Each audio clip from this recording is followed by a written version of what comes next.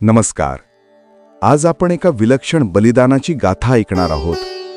ही कथा आहे निसर्गावर प्रेम करणाऱ्या आणि झाडांसाठी प्राण अर्पण करणाऱ्या बिश्नोई समाजाची. जगातील पहिल्या वृक्षरक्षण आंदोलनाला सुरुवात करणारी एक धैर्यवान स्त्री अमृता देवी बिश्नोई. चला त्यांच्या बलिदानाला मनपूर्वक वंदन करीत या नाट्य प्रस्तुतीकडे लक्ष देऊया.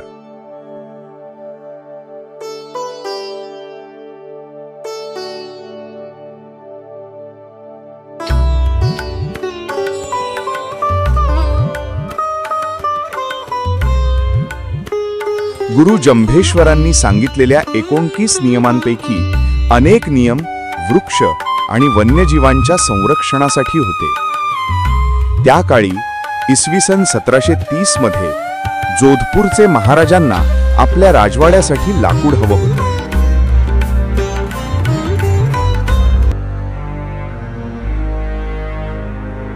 सैनिक खेजडली गावात आले आणि पवित्र खेजडी वृक्ष तोडायला सुरुवात केली.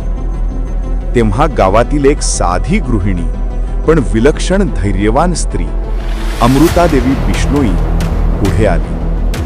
तिने सैनिकांना थांबवत सांगितले, ही झाडं आमच्यासाठी देवासमान आहेत. झाडं तोडाल तर आमचा जीव घेऊनच तोडा.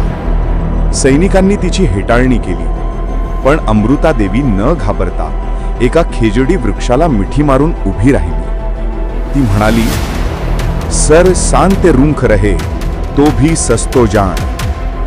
म्हणजे डोकं गेले तरी चालेल, पण झाडं वाचली पाहिजेत. आणि क्षणाभरात तलवारीचा वार झाला.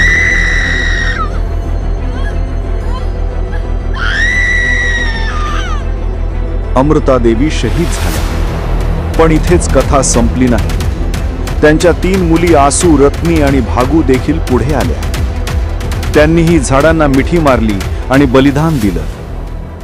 गावातील एकामागून एक 363 बिश्नोई स्त्री पुरुष झाडांसाठी शहीद झाले. हे होतं जगातील पहिलं वृक्ष रक्षण आंदोलन. निसर्गासाठी इतकं मोठं बलिदान मानवजातीच्या इतिहासात दुर्मिळ आहे. आजही खेजडली गावात ते झाडं जिवंत आहेत आणि त्यांच्यासोबत अमृता देवी बिश्नोईंचं बलिदान अमर आहे.